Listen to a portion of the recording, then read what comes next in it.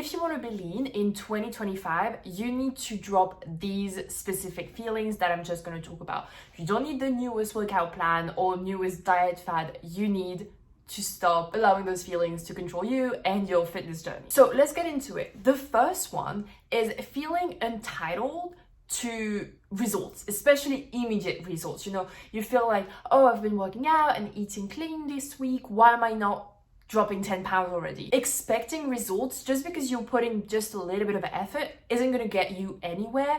And there's so many reasons as to why you may not drop the weight. That is especially true if you think it's going to happen in a week, couple weeks. Mostly no. It takes time, it takes consistency, it takes being, persistent, especially with your calorie deficit, for a while before actually seeing results. I've just made a post about it. That's why you need to focus on the input and what you're doing. Have I been doing all of my workouts this week? Have I been, in a deficit this week? Have I also maybe improved on other habits like sleeping enough, maybe morning routine, maybe low stress, stuff like that, instead of focusing on why is the weight not, I don't have my watch here, but why is the weight not down yet? Why am I not, fitting in those pants again yet? Because when you focus on the output, aka what you not necessarily have full control over, that's when you get demotivated, that's when you get really frustrated. And that feeling of entitlement is one of the biggest reasons why you're not seeing any results, because you feel like you should see stuff, you don't, for so many reasons. I don't really want to get into it, but you're gonna go through weight plateaus. It's normal. It's the science of how you lose fat. You're going to gain a little bit of weight, before your periods, when you ovulate. It's normal.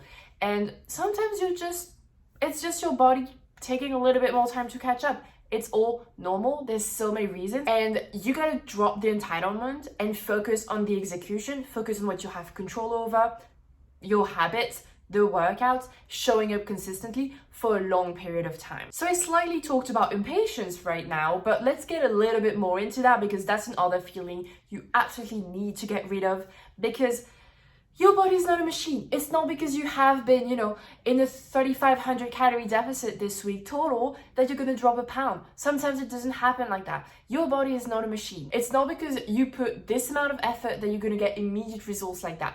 Sure, sometimes it happens. I have this client, I'm really excited to do an interview with her because she has had the most linear fat loss I've ever seen, ever.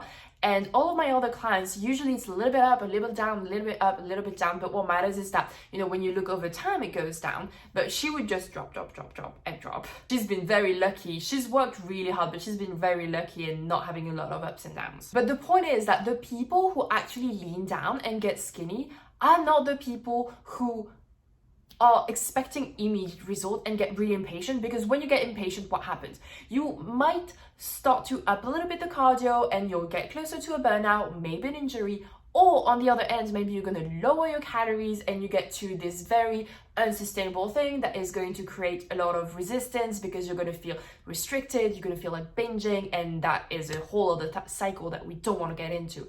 So you have to realize that sure, maybe you want to lose, 20 pounds, but it's not going to happen this month. No matter what anyone says, no matter what latest fad says or latest clean juice detox thing says, it's not going to happen overnight.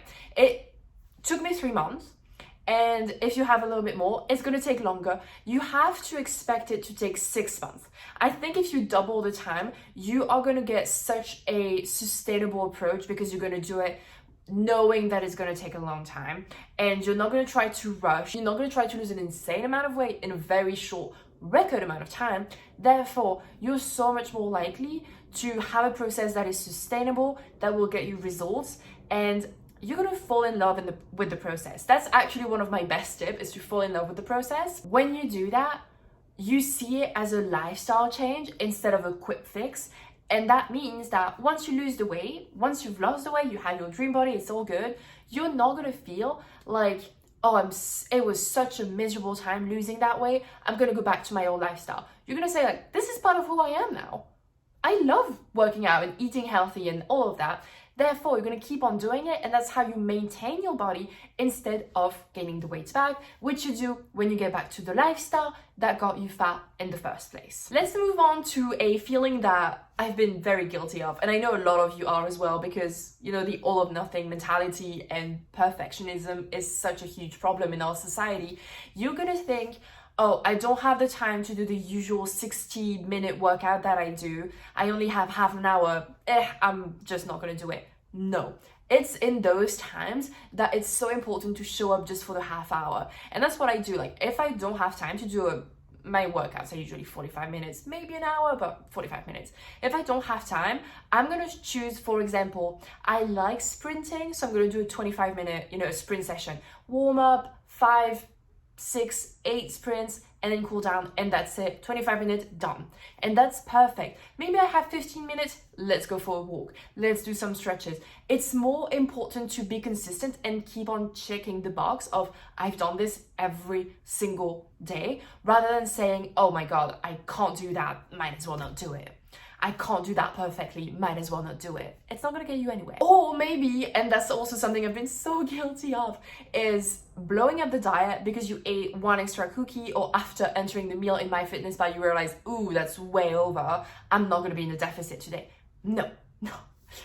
Don't do that. And I know it's easier said than done, and that's something I'm working with my clients a lot, especially at first, because we have to get rid of that mentality to actually get to something more sustainable. It's not the end of the world. Just like one, healthy meal didn't get you the abs you wanted overnight, that means that one unhealthy meal and one day in surplus isn't gonna get you back to where you were, isn't gonna get you fat. The way I like to see it, if you happen to be, one day in, maintenance or maybe in surplus, I call that a refeed day. And that means that you just get more nutrients into your body, maybe not the best, but more nutrients into your body, more calories. The next day you go back into deficit. The next day, like nothing happened. You don't try to make up for anything. It's okay. And then you keep on moving on. You might actually end up feeling better, having a bit more energy. Maybe the next workout is going to be better. You don't know, but you just have to, go with the flow. And if it happened, don't let it happen again, but, go with it, and it's okay. Let's move on. It was not going to be perfect. You're going to fuck up at some point. Everyone fucked up. Everyone, who is trying to get to success is going to go through a lot of failure, a lot of imperfection. You still have to keep on going. And the worst thing about that is most often you're going to be like, I'll start again on Monday.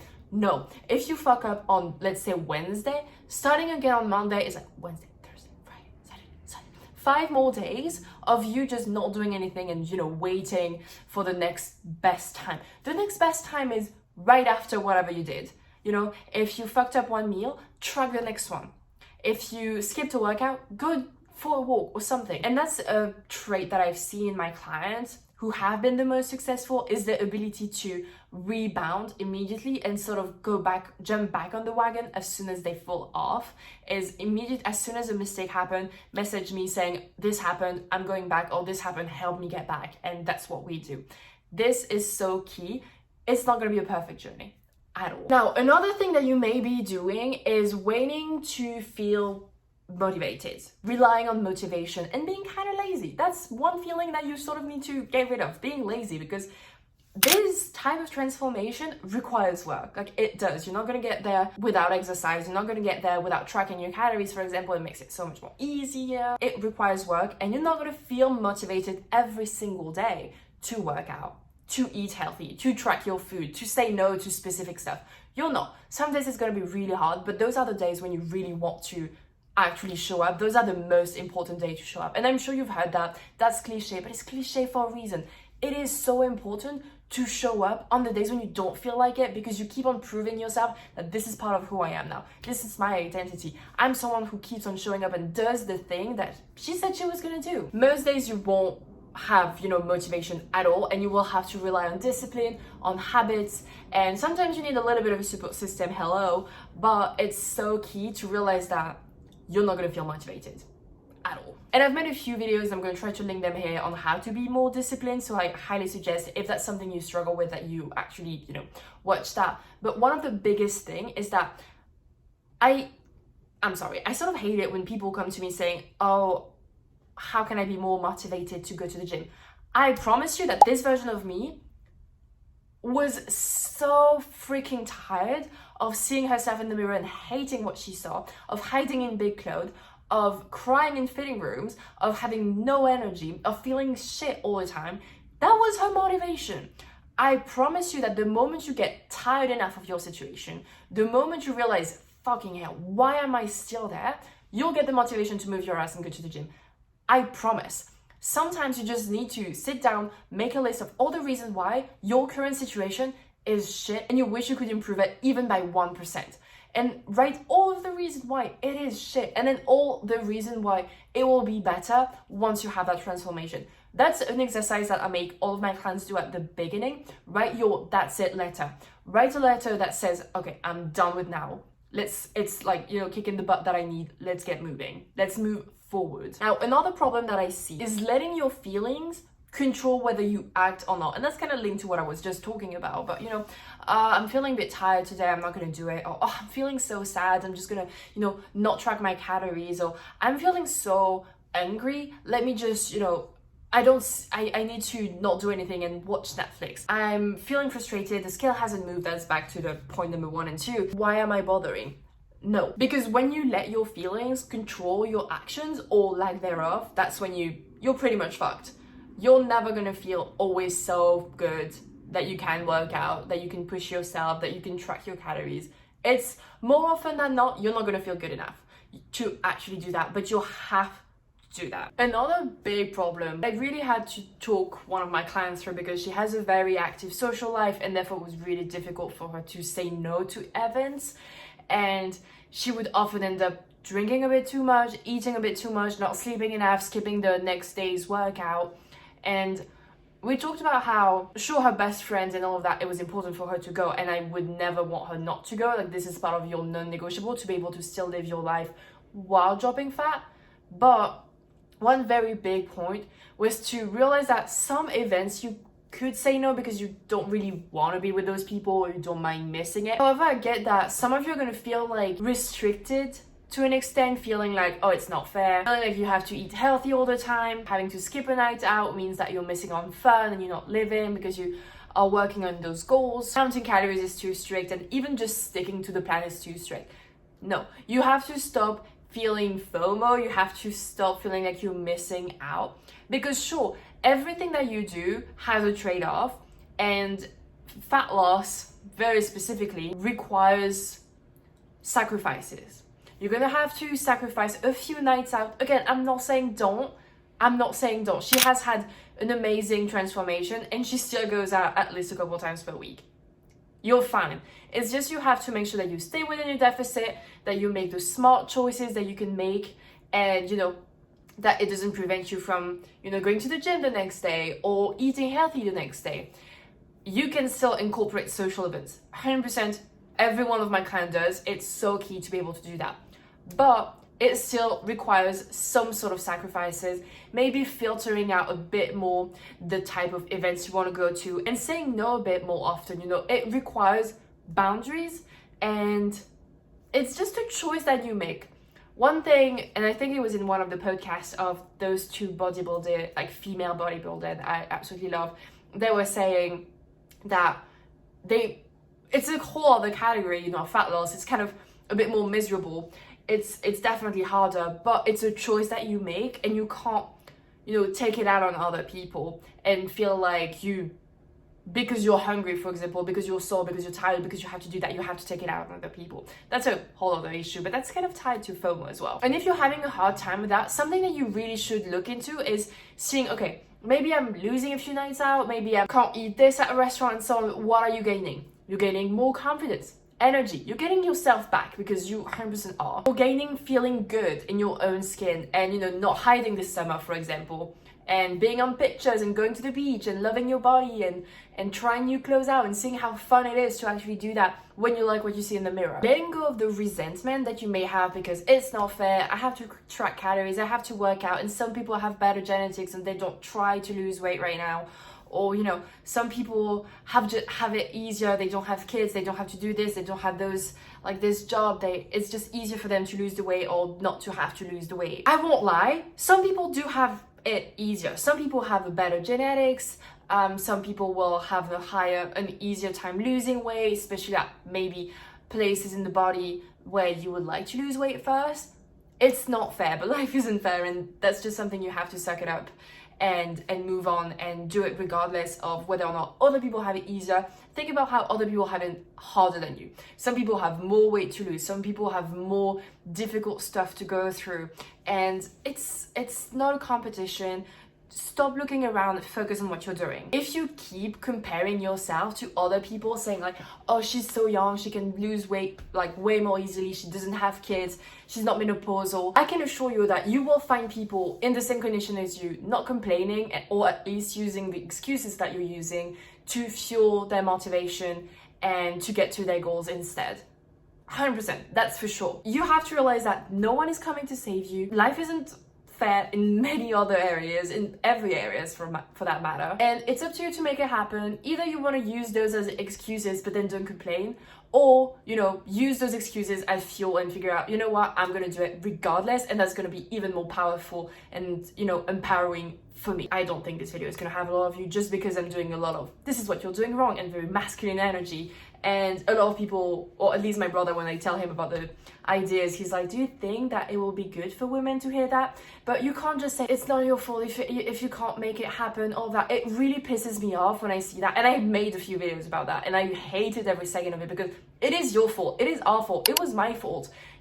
At the end of the day, every decision you make has an impact. And if you made poor decision, and if you still are making poor decision, you can complain about your current situation, because you have to realize that you are 100% accountable for everything that you're doing, everything that you have in your life right now. Whatever you're not satisfied with, it's because of you. Yes, it sucks to realize that, but it also is very empowering, because that means that you have control to change everything. So yeah, that's something I'm stopping, like I'm not doing anymore. I'm not doing it's not your fault, it's very feminine and soft approach. No, at some point we need to get things going. We need to, do the things, have that checklist, check the things on the list, and do it every day, and don't complain. Yes, it's gonna suck. Yes, it's uncomfortable, but it's worth it, and you wouldn't want it as bad if it was easy and everyone had, the perfect body, for example. So suck it up, and let's move on to the last thing, which is stop feeling like you know everything.